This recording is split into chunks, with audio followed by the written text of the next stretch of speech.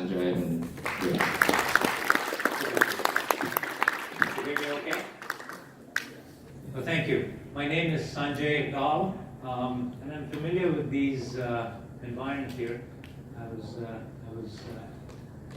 working for SDRC, implementing C3P and Ford body engineering and body CAD right around here, about in the 90s. After which after the U-152 program, which was the first C3P implemented US program that began, and it was completely built digitally in C3P tools. I then left SDRC, which, as you know now, is acquired through various channels and is now Siemens PLM. But after that, I started an engineering organization to do new product development, largely for the auto industry, Ford suppliers and Ford Motor, as well as non-automotive businesses.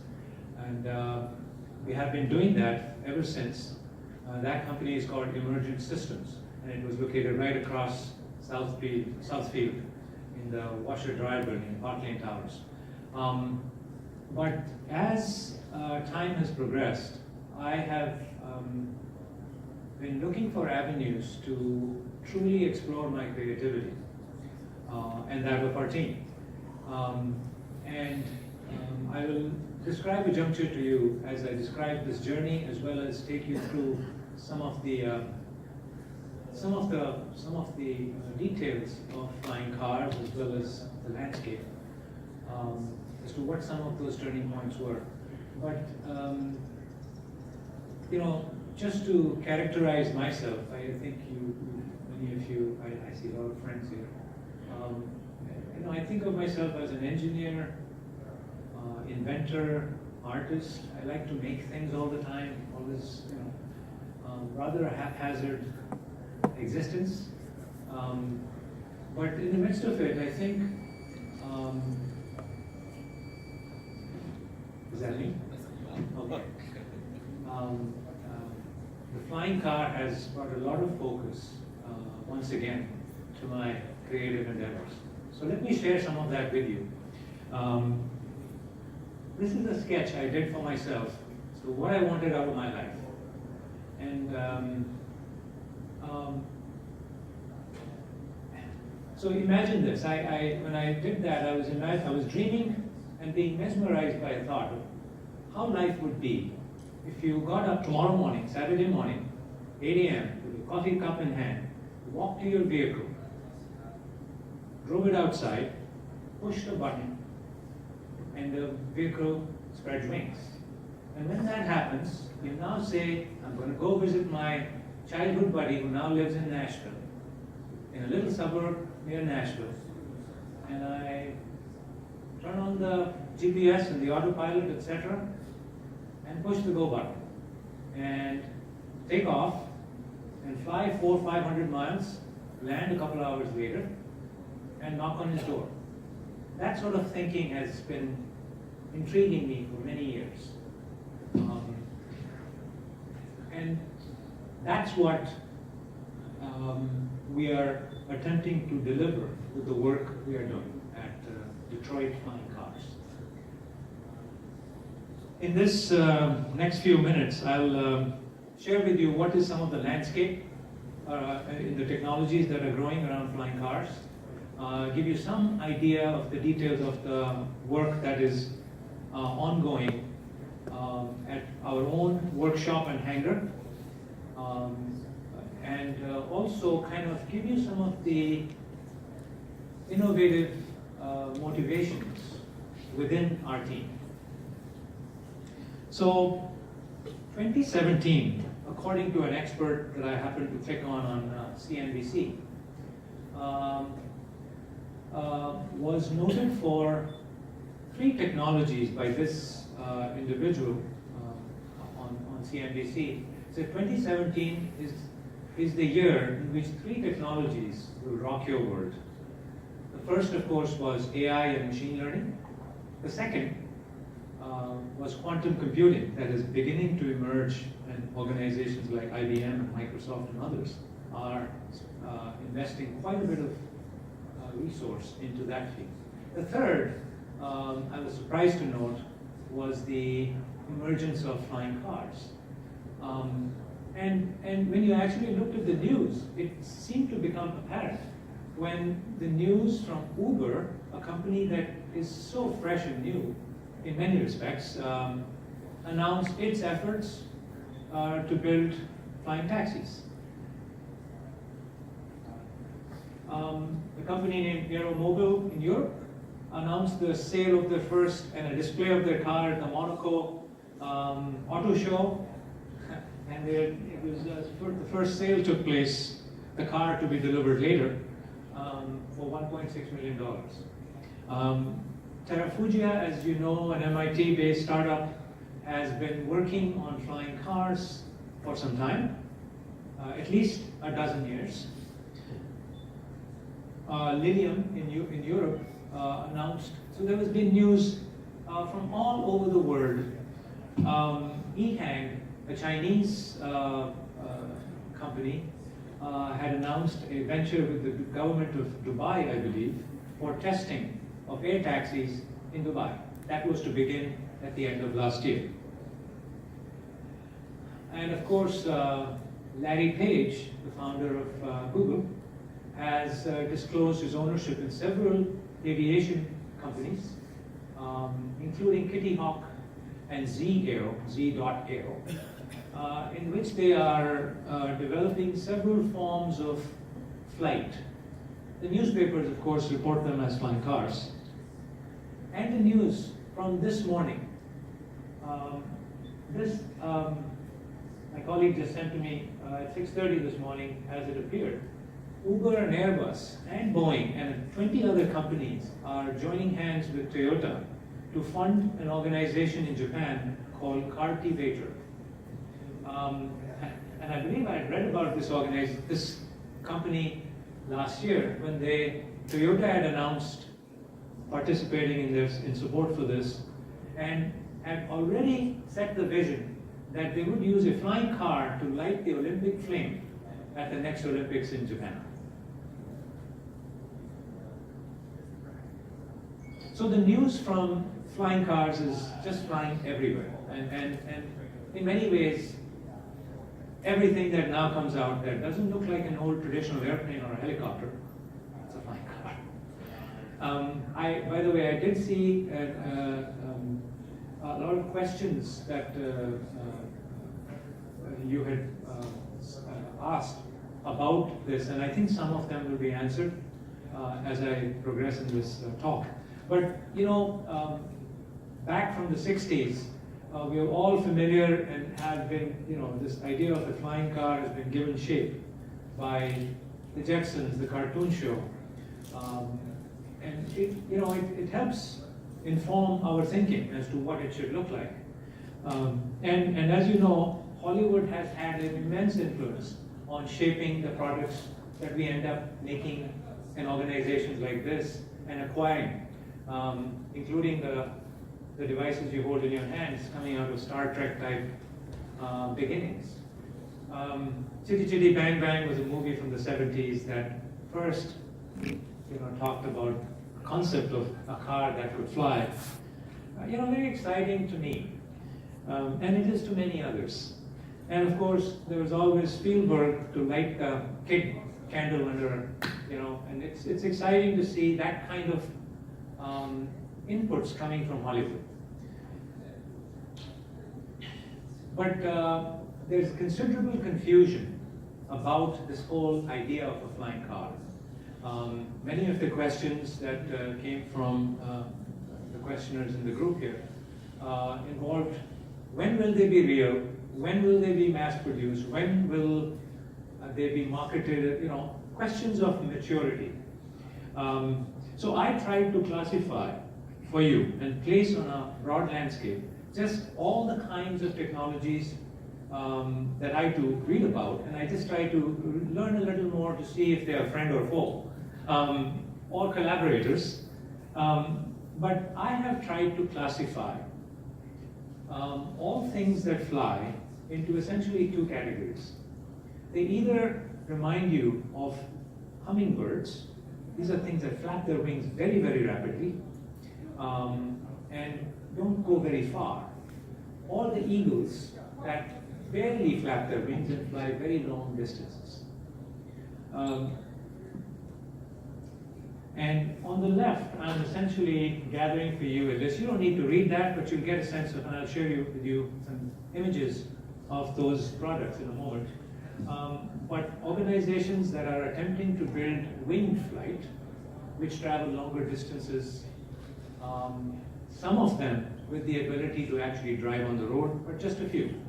While on the other end of the spectrum are cars that, as many of the questions were about these enhanced, scaled up drones, as people like to call them now.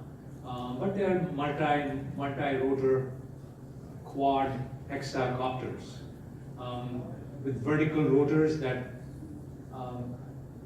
enable a vertical takeoff, but don't go very far. And then there is a whole slew of organizations that are somewhere in the middle. And my own thinking is drawn towards the left side of that spectrum, to see the graceful flight of an eagle. Graceful, distant, without much use of energy, very economical. That's the sort of thing that we have been drawn towards in our own product development. So now, if you look at that same spectrum, the companies that are highlighted in yellow on the left are the only ones that are in fact, that actually fly as well as drive on the road. The rest are meant for different purposes. So let's take a look. Terrafugia was among the earliest, that's listed at the top there. And they have wings that fold up. You can see the way it appears as it drives on the road. Aeromobile's the other one, their wings slide and rotate backwards. Not slide, they rotate backwards. Switchblade is another company that most people have not heard of, but in the aviation circles they're better known. And our own entry into the race, if it could be called that, there isn't any. It's all happening in, it's like water boiling, there are bubbles everywhere. And then there is an organization called PAL-V with a very elegant product that's based on a 3-wheel motorcycle. It performs, so you can look at some of these things that are ongoing, and it has rotor blades on the top, just like in a gyrocopter or gyroplane, as they're called. And Google's affiliated company, Kitty Hawk, has been recently testing this version of a vertical takeoff as well as a mid-distant flight, given that it has wings.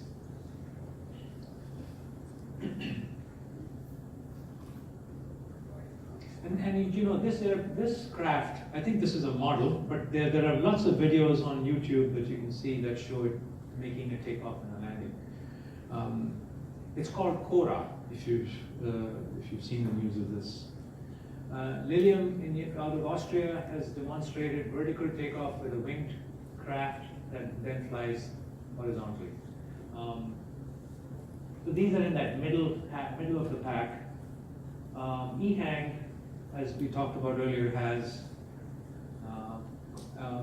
four rotor axes with contra-rotating propellers on both ends. And Volocopter was the previous one you saw.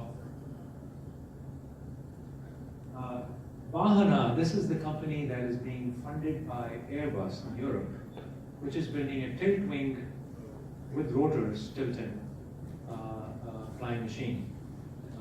Once again, these are winged with rotors and some tilting features. These come from the middle of this pile, and does not possess the ability to go on the road. And the most recent entry was an aircraft called Blackfly, once again from Kitty Hawk, the Google affiliate. And this was demonstrated at the recent Oshkosh Air Venture event. That's where it was disclosed for the first time. But it's made, given its affiliations, it had made a lot of video press. But you know, if you look at all the business models that are evolving around it, and there's lots of thinking by organizations like Uber about how to resolve the mobility puzzle. And you know, lots of strategic thinking has been going on as to how these flying machines fit in with the land-driven transportation and how they interconnect. And incidentally, by the way, many of these machines possess a lot of autonomous capabilities, self-stabilizing capabilities, ways to set destinations that it then navigates via GPS. It's fairly well understood that in the aviation community, the idea of autopiloting is fairly old. It doesn't, and also it does not have many of the hurdles of implementing autonomy as on the road, where a pedestrian or a stray animal crossing the street would cause all sorts of cases to be addressed. Anyway, so I guess the reason to bring up Mr. Sherlock Holmes is that my own motivations for this are not particularly strategic. So let me just share a little joke with you. Sherlock Holmes and Dr. Watson went camping. In the middle of the night, they both wake up and Sherlock asks Watson, "Hey, Watson, look up, what do you see?" "I see stars, clear sky." "And what do you deduce?" he asks. And Watson says, "Well, I'm a tiny speck in the vastness of the universe." And Sherlock, being Sherlock Holmes, says, "No, you moron, somebody stole our tent." Sometimes the reasons for doing things are not that sophisticated. The reasons that people want to fly are reasons that are very basic to our souls. We want to build things that fly because they give you an immense freedom to discover new things. Those were the reasons that I got involved. And people often ask, "Oh, why are you doing this? Why do you spend so much time building this machine?" And the reasons are just that. And business cases develop around all these ideas, but that wasn't the central thing that got this, that didn't seed the foundation of this work. So back in 1970s, when I was still back in India, and television, black and white, arrived in India for the first time, and there were only 2 hours of television every evening, and there were very boring shows. It was a single channel, as you know, would be at any time back in those days, in that kind of a place. And on one stray evening, there was a BBC documentary about a flying car. There was a picture that was shown just like this. And this happens to be the flying car from the 1940s that was designed and built by Ted Hall in the United States. But these sorts of pictures leave an imprint on your mind. You sort of want to go back to those things from time to time and say, what was it that I found so appealing about it? So, a little further into that same history. When I was back in India, back in the 70s, and we'd fly kites. Kites were made from tissue paper, and tissue paper would rip easily. And there was no Scotch tape. It didn't exist in India. And there was no form of gluing things that we are now It comes with a standard stool, a school kit. So the thing that would happen is that you take grandma's leftover rice, and that rice paste is what we use to make glue, and we'd use that to stick, make up tape essentially to stick on a ripped portion of a kite. The idea of limited resources that so many of us, when we were back before coming to the United States, was a very powerful one. One of very limited resources where you couldn't do much with what you had, but you made do with what you had. Recycling is an important social force today, but back then, recycling of newsprint to make paper bags was the only way for many to survive. And this is the only way we bought vegetables and fruits, in the form of these newsprint paper bags. But these have sort of always, for someone who wants to be creative and wants to make things, that didn't provide you a whole lot of options to, there wasn't construction paper or things like that to go build your machines or little games that you're going to make up. Any model airplanes that I built back in India were made using ice cream sticks which required first having an ice cream. This is how my family traveled. And those are the kinds of places we lived in, where travel was, you were with people all the time. And so the need to break away from it all and seek out these freedoms, perhaps it gives you an idea of how so many people in so many parts of the world crave a flying car, crave things that fly and break away from all this. Now, coming to the United States for so many was a completely different sort of experience. It was one where you could not imagine the relief valve that had just blown off, where you could see skyscrapers touching the sky, of course, and just the nature of things here, where there was not quite the sense of human scale, that things were far bigger, several orders of magnitude bigger than the human size. We had not witnessed that back in Asia, for example. And they were not just talking about going into space, but were actually doing it. It was an awe-inspiring sight, and something that for someone who likes to be, so it was an engineer's dream to arrive here and witness the immense scale and the freedom with which some people thought and built things of such magnitude. That sort of thing, where pretty much sky is the limit. If you can dream it, you'll find a way to build it, and there are resources around to help you, and they somehow find their way to you to propel you forward. That is what I had witnessed in the United States.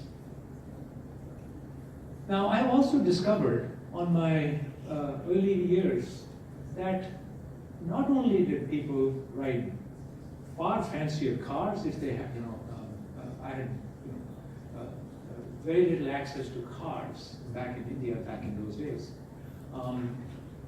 But the modes of transportation were many, and airplanes were common. Not just that, I discovered that people built their own airplanes in their own garages. This was a discovery that just blew my mind. And so when I discovered that, I too decided to build one. And here are pictures taken of a trip from here to Boston and back, taken from my own home-built airplane. These sorts of things and the journey that happened was exhilarating to the core. And I realized that, the journey is fun too. Uber talks about how do you get out of a traffic jam. in a big city. But I was seeing these beautiful landscapes all around, and I wanted to see them from the air and actually enjoy that moment, not just get from here to there. And a lot of people are excited by the journey too, despite the fact that you want to get to the end and continue your experience. All right, now let me connect this to you all. 1903, interesting year. This is the year when the Wright brothers made their first short flights. This is also the year that something very interesting happened in Detroit. Do you know what that is? The Ford Motor Company was founded. So when that flight was taking place at Kitty Hawk, this building came up. It's extraordinary that roads and airplanes, cars and airplanes, were actually beginning their journey almost at similar times. And almost since then, this attempt to combine them has been thought of by people. Now, of course, that's Henry Ford back in 1899, perhaps, when he first took a bicycle and turned it into a four-wheel bicycle and motorized it. That became the basis of him and his peers at the time. That has become the basis for the entire transportation revolution that has ensued since. But it began with the ideas of people who, when they were making these cars, there were no regulations, there were no roads on which these cars could go, but they envisioned a time when they would. Which then, of course, followed. And you know that Route 66 started getting built by connecting little towns and villages all through the country, connecting Chicago to Santa Monica. And that connection gave people, it really unlocked for Americans the family road trip. And you would see ads like this. This is from an old magazine where, when you go out to visit your friends and relatives on the other side of the coast, you pack your baseball, mitt and a cooler, and you stop on the way, and the journey was interesting, and it really introduced people into the freedom that you could experience, where you could pull over on the side of the road and play baseball if you want.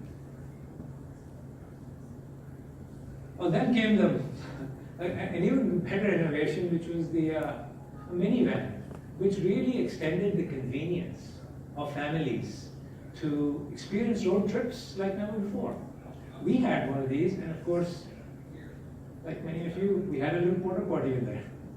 And it's the conveniences that make us feel free, and of course, sometimes it's choices that make us feel free. And there'll be others that zoom right past the minivan and their Corvettes and Mustangs. And the idea of choice and of physical space, combines into this feeling of freedom. Now, as you know, transportation has not stopped there with the road trip. It has now become far more complex with planes, trains, and automobiles. Very few trains, just other than the trains that shuttle you from a parking structure in an airport over to a terminal. But the whole idea of air transportation has become rather complex, where you must go several hours before, park your car, take the shuttle, get to the terminal, check in the luggage, get to your gate, make sure the flight does in fact, all those things. You're familiar with so it's not quite a hassle-free experience anymore. It does get you across the coast, and it does get you to faraway places, but it's not hassle-free anymore. And this sort of, it's just something to keep in mind as you explore other ways of extending that old, the old family road trip to be far more.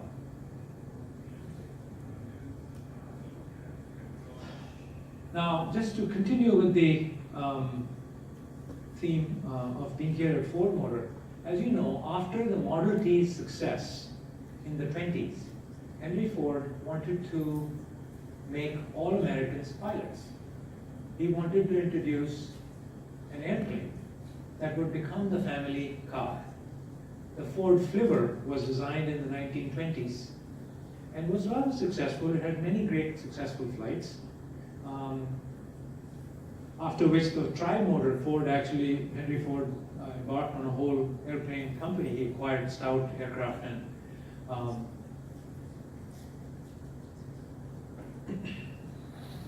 and then back in the early 30s, he actually attempted to build a roadable flying car. Very few people might know this, but it was again built by the Stout Airplane Company, where the wings could be separated and carried independently, and the vehicle could be parked on the road. Now, this was also coincident with the time of the Depression, and the idea didn't take off, and Henry didn't pursue it much further.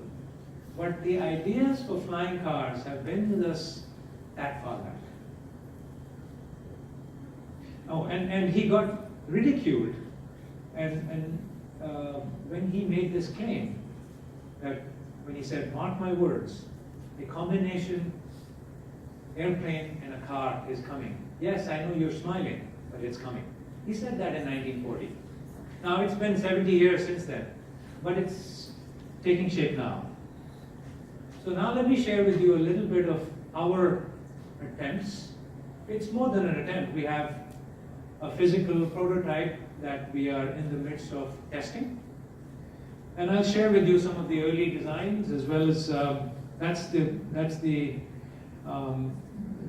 rendering of the vehicle in CAD data, of course, and then we've obviously used that data to build the physical thing. That's as it looks as a car, and when the wings are extended, that's its flying configuration. Now, unlike many other designs that are out there, this does not store the wings away at home or somewhere else. So you'll see how that happens.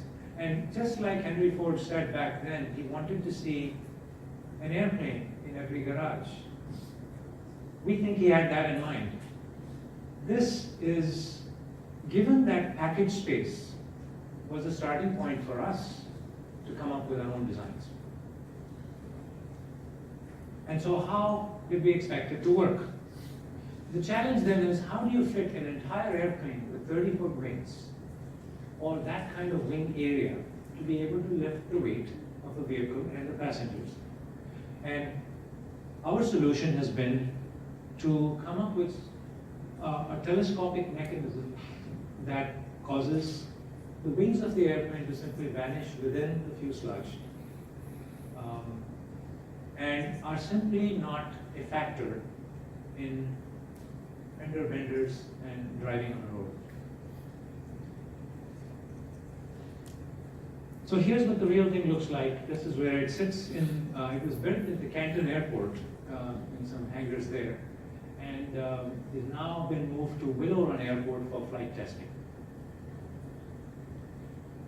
That's as you see, as it looks with the wings extended, and here it is with the wings mostly collapsed. And that's the interior. It uses, fairly open source, off-the-shelf stuff to create all the avionics and instrumentation.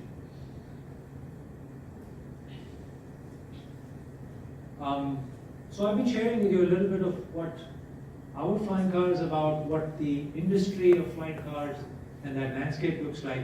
I'll now share with you, since I was asked to speak about innovation, to share with you some of the innovative and creative motivations that our team had within. So, it began, as my hair goes gray into the colors of fall.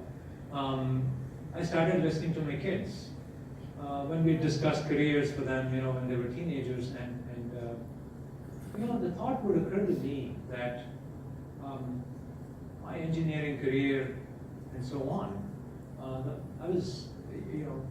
there's a lot to be said for it, but while it certainly paid for their college. But there was a challenge in it, and my kids would tell me that this whole thinking about careers has a boring element to it. That, the reminder was that the rat races of our lives are in fact just fake, and that there is no rat race, there is no race, there is no timekeeper, there is no scorekeeper. As someone said, in the end, the chess pieces all end up back in the box.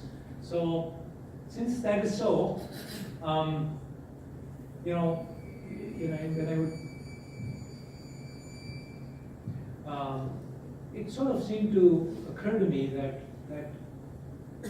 life is no race at all, but it's in fact a treasure hunt. It's the scavenger hunt that I know I have played that game as a child.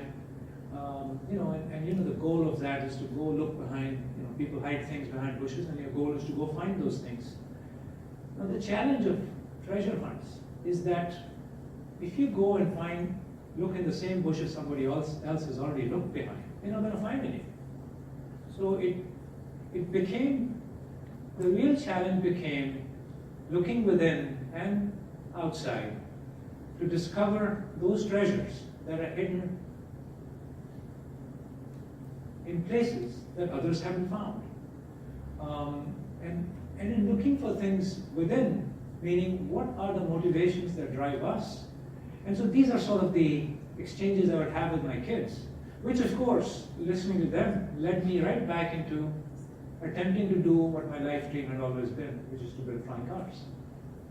And that's why I mentioned this little thing.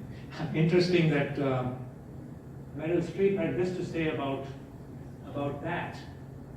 What makes you different or weird, that's your strength. And it's quite true. It feels that discovering what you know uniquely, what your personal passions are, seems to guide you and motivate you with a magnet of a kind, with a motive force that no form of careers has been able to produce for me. And what that has required is to just be open to look at possibilities, to see that, yeah, we can try building a flying car. You can always say, what the hell, and try. And so being mindful of such, personal motivations has certainly helped. And I'll share a little more of these innovation and creative approaches. As I've looked and I've tried to come up with solutions to the challenges in engineering and design, and attempting to be more creative, it occurs to me that there is this seesaw, there is this tug of war between, and I call this the battle of the 5 C's. Humor me on this. On the one side is this idea that you want to be more creative, but the things that get in the way of creativity, this thing you call in business speak getting outside the box. How does one do that? Where is the boundary to a box? And it occurs to me that at least it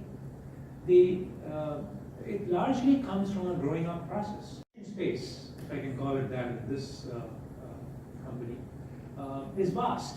The kid doesn't know what to do with all that, but there is an openness of solutions that anything is allowed to be. But as we grow up and we start conforming to the parents' insistence, and you learn conventions of adulthood, and let me just speed through this a bit. But you see that these, what I call compliance, compulsion, things like these are sort of the things that get in the way and narrow our solution space to such a point that you simply refuse to imagine that some things that don't look possible are in fact possible.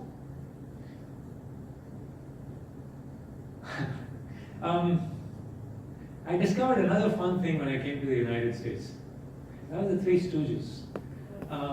Late at night, after classes, graduate school, we'd watch, late into the night, we'd watch Nick at Nights and the Three Stooges.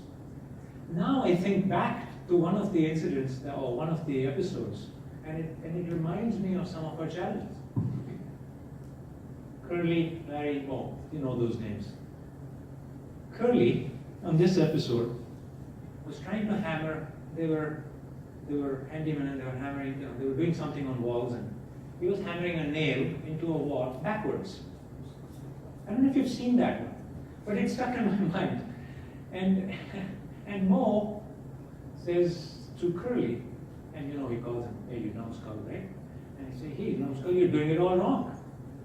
That nail doesn't belong on that wall, it belongs on that one. And the brilliance of that struck with me. I mean, it closes out the possibilities that the nail can be turned and there is an alternative. It's just a slapstick show, but there are lessons there. And those lessons of being open to alternatives, even with the resources that are right there with you, in the right space to make, kites glue back together. Those sorts of things are what opening ourselves away from organizational compliance and things like that. Now, forgive me for saying, but in a large organization such as this, there is the possibility of all sorts of standards, regulatory, organizational, hierarchical things that have to be done that don't permit you to think that easily to turn the nail backwards.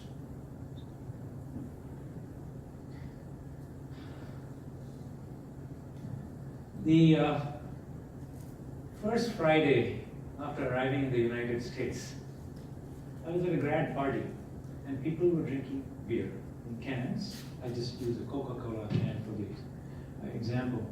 But after they were a little drunk, they were done with the can, they'd crush it on their forehead. That was a bizarre experience for me. Has anybody done that? I've seen it done. We did some CA analysis on it one time to see what the Buckian characteristics are. But I witnessed that, and it stayed with me, because the space-saving nature of that provided the seed that leads to a telescopic wing thinking. The idea that things can slide and compact together and all the air that is serving no useful purpose is gone, was part of the seeding of the sliding wing configuration, which now has many patents on it. Coke cans. And then you come across all this business speak, BS, which says, keep an eye on the ball and stuff like that. But in fact, the trick is to not be thinking about the ball. Just go away and do something else. And that leads to things, exposure to things, where you discover something new that may have a connection to what you've been doing. And so one of the things that I like to believe our team possesses is looking in weird places where others wouldn't think to look. That's a treasure hunt. Happened to be at a doctor's office a few weeks ago, and I saw that on the rack. I was drawn, guess to which magazine? You can well imagine which one, because you'll be drawn to your choice of magazine. But then I said to myself, no, that would be wrong. That would not be thinking outside the box. Looking outside the window is where it's at. Looking at a magazine that you've never read before will give you answers. But looking outside is where the answers lie. And that's where we have to look. You keep staring at the same magazine and getting a jollies from it doesn't happen. So being open to looking at things from other places which have no relevance to that technology or that field can sometimes yield very interesting answers.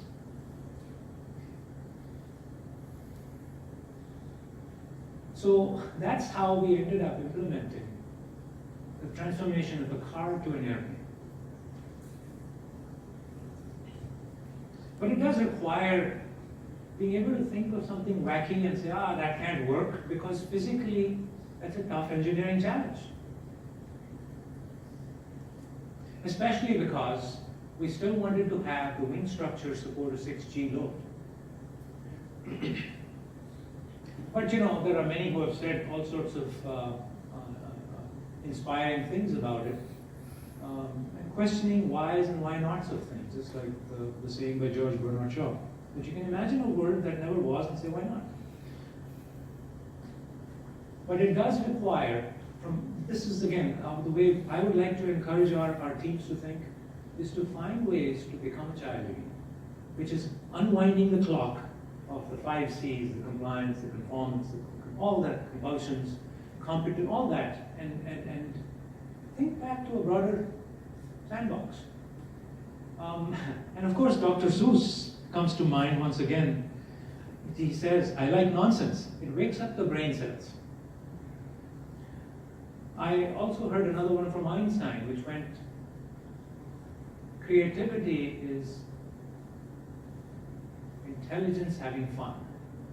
That's what Einstein said about it. So Dr. Seuss, you think about the kinds of things he created. There is no obedience of gravity in any of this. There's a tail being, all sorts of things are in space, and it's interesting because it did lead to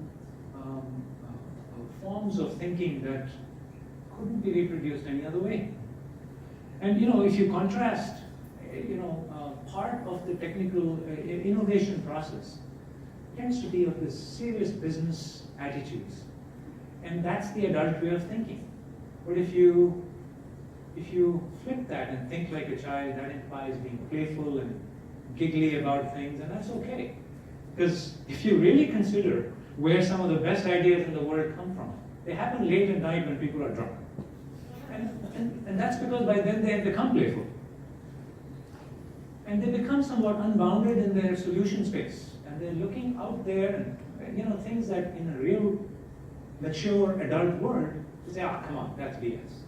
Right? So in our own organization, anytime we hear stupid idea, our ears perk up and we say, okay, if you see an idea that is stupid, let's treat it as a guest. Let's treat it as the royal guest and give it all the space it needs to develop, to grow, and to see what form it will take by tomorrow morning.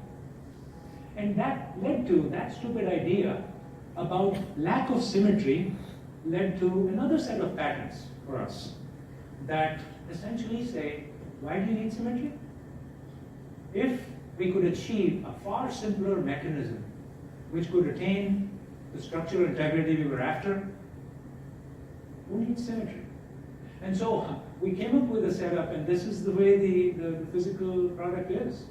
And all the pilots and folks and mechanics that come to the hangar just driving by and slam on the brakes to see what this is, they ask about that. And they all are sure that this can never work.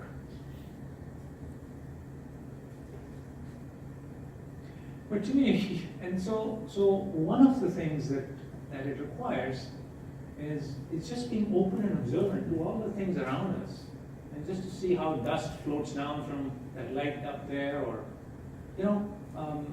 just looking at nature and seeing that it doesn't have to be square and round or precise geometric shapes to be viable.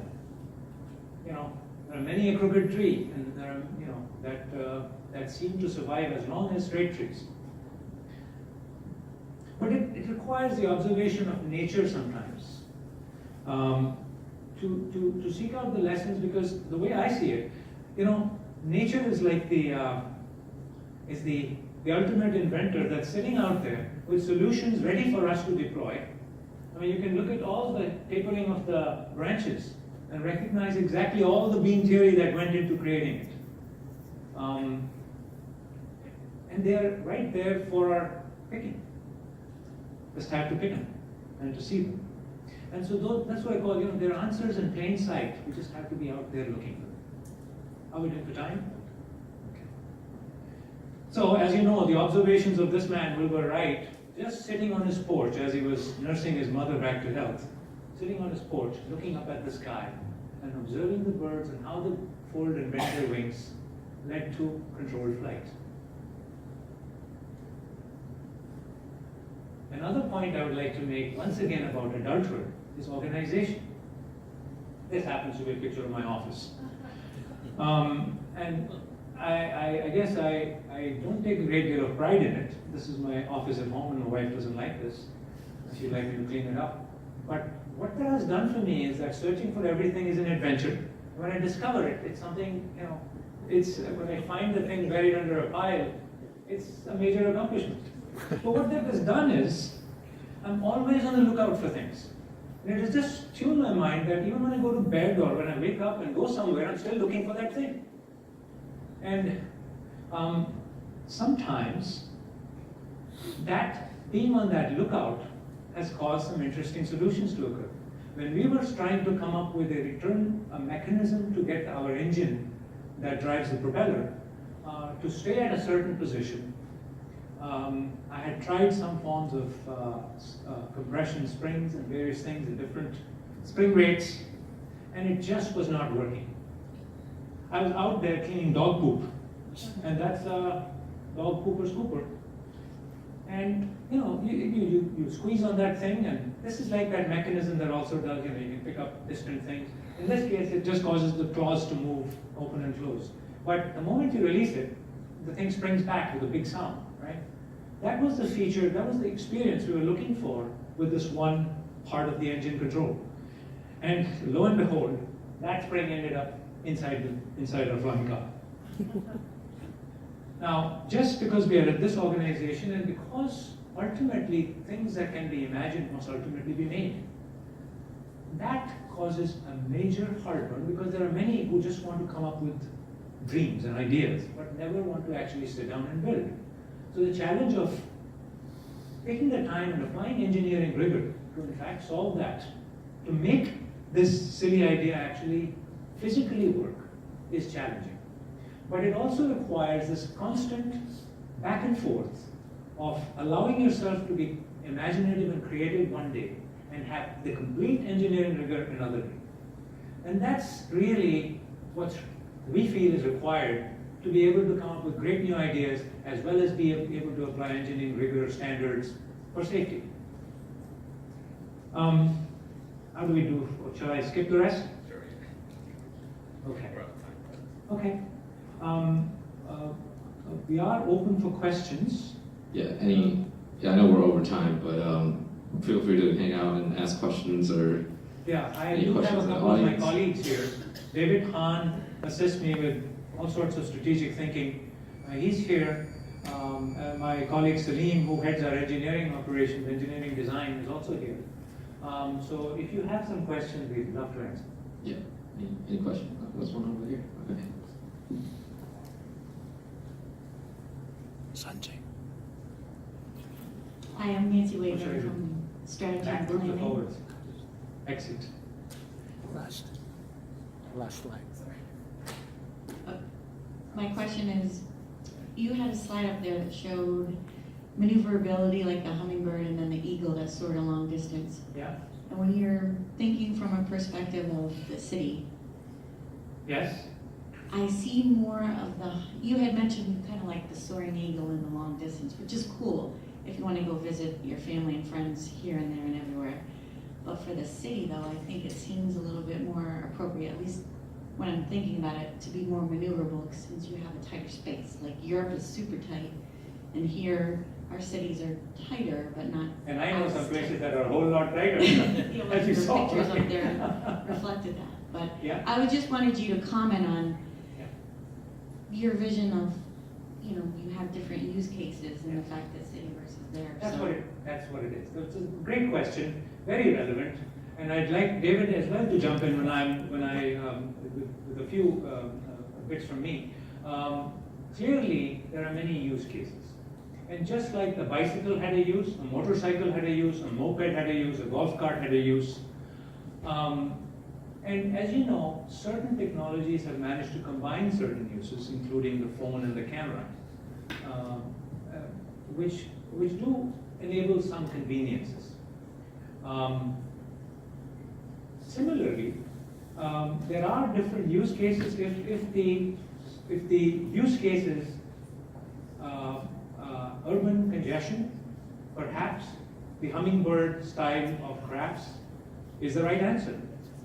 And it works in big cities. But if one lives in a suburban part of the Midwest and you want to fly across to another part 1,000 miles away, that can be easily done with the Eagle style of flying car. So there are many ways to think about it. There is one other component, and this is where we are planning our next generation design, which is a VTOL option added to collapsing wings. And of course, this will take considerable development. We'll be happy to have inputs on it as well. But you can see that there are ways to think about combining the minivan of the past in this manner. Sanjay, Could you add something? if I may elaborate, yeah, that's a great question because that question comes up often because when you see a lot of the examples out there, there are VTOLs. And a lot of people refer to vertical takeoff and landing vehicles as flying cars. And in fact, there's maybe 8 out of 10 are VTOLs as opposed to winged aircraft for addressing urban congestion as a primary use case. Think of the Detroit Flying Cars project. Our framework, the overall framework, doesn't start from the what. It doesn't start from the use case. You know, what is the prototype? What is the design? What is the application? We start from the why. Why, how, and what. And the what and the use cases will be many over time, and they'll be deployed over time. The overall vision is extension of freedom, flexibility and freedom, where you can fly when you want to, you can drive when you want to, and actually the framework allows for coverage in the short to medium haul travel, which is 1 mile to 1,000 miles. So our approach is ideal for travel 1 mile to 1,000 miles from the city or in the country or wherever, especially except for long haul travel where it's more efficient to intercontinental, long haul over thousands of miles. You want big airplanes for that. And existing technology handles that quite well, so we're not addressing that. With a vertical takeoff, our design is hybrid electric. On the road, hybrid electric, and with additional battery capabilities, over time it can be fully electric.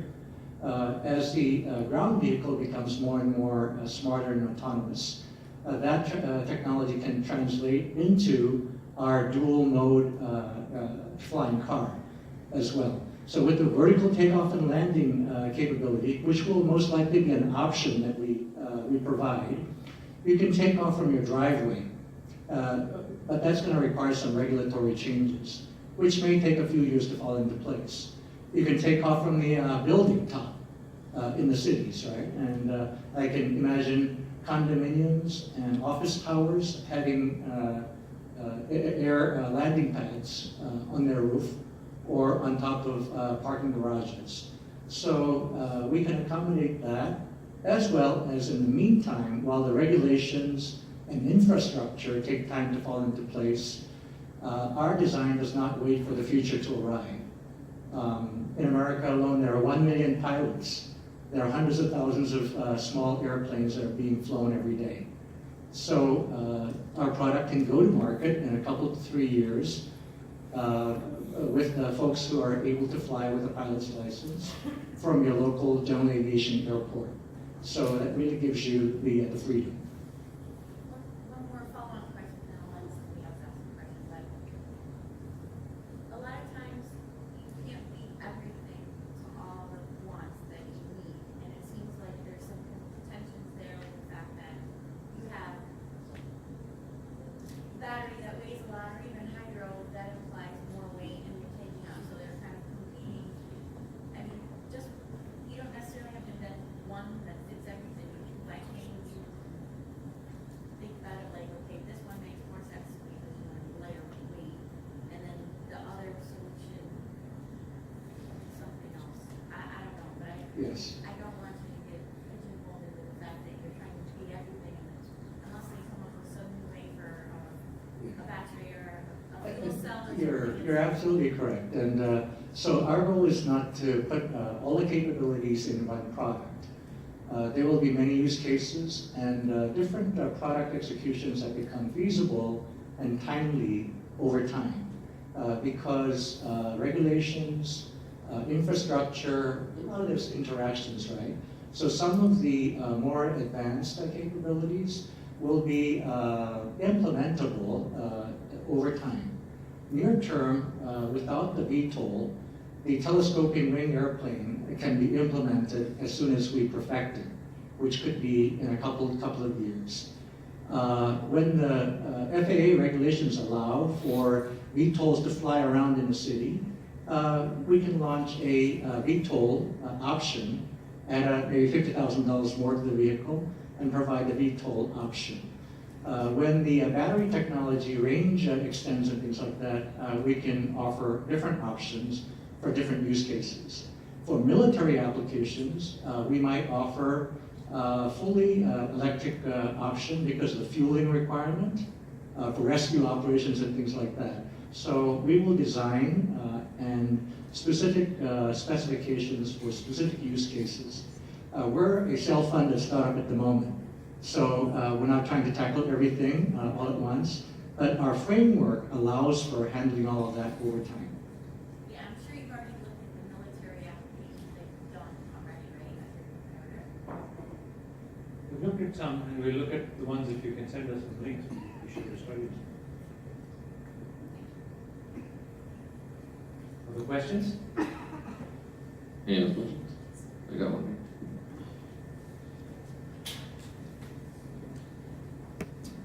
I guess this would be kind of a forward-looking question.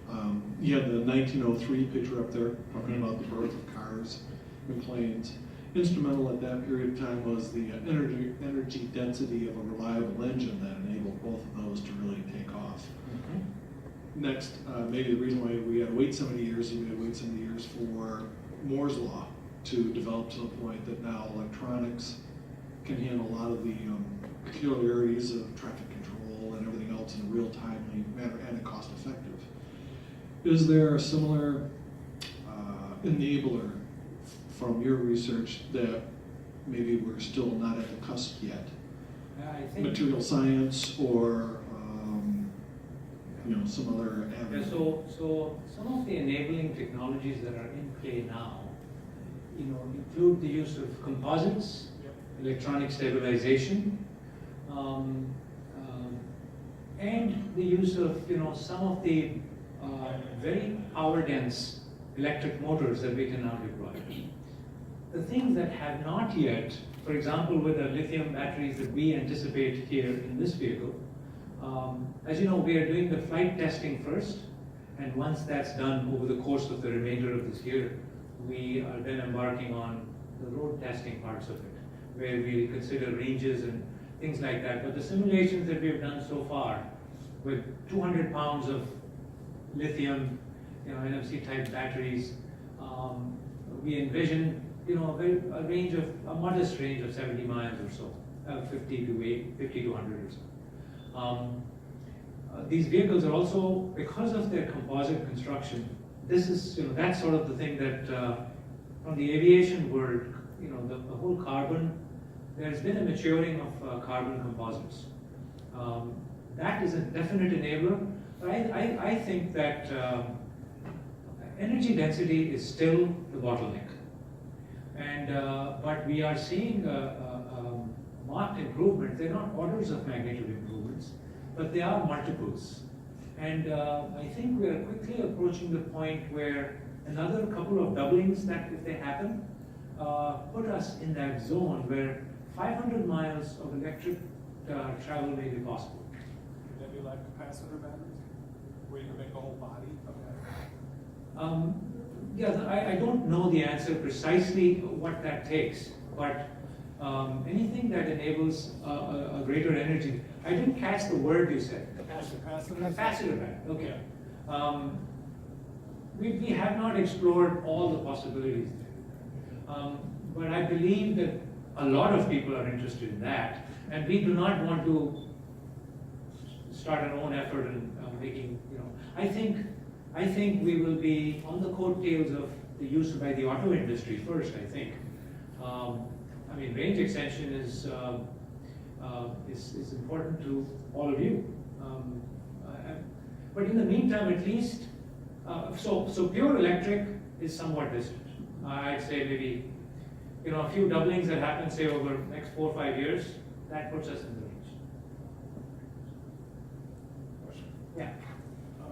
This is more of a technical question, but I'm very curious about your telescoping wing design compared maybe to a more traditional wing construction.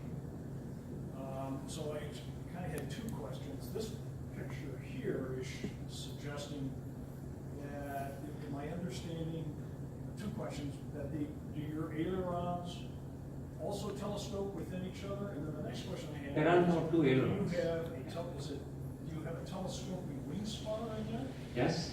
as well? Yes.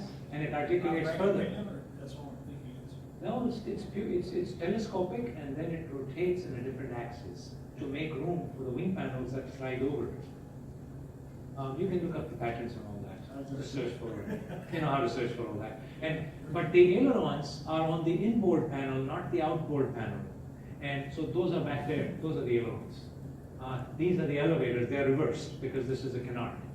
And the ailerons, being on the inboard panel, are slightly less effective than if they were on the outboard panel. But they are far bigger, and they slide in all the way, and there is no outer aileron that needs to do anything. There is no outer aileron. But structurally, the spars are what we focused on the most, because that takes all the load of the paper. That's the backbone. So we've rated them for 6 Gs, and of course done, a whole load of CA to try to get that right with the, the carbon layup and so on. And also did some physical testing by sitting a whole bunch of us on them and seeing what they do. It's a poor man's test rig, but it works. Yeah. Now there were many scores of questions that came that you sent to us, but I think some of them got addressed here through the presentation and through the questions that you had. So, well, thank you guys. Thanks for allowing me to speak. Thanks everyone for coming.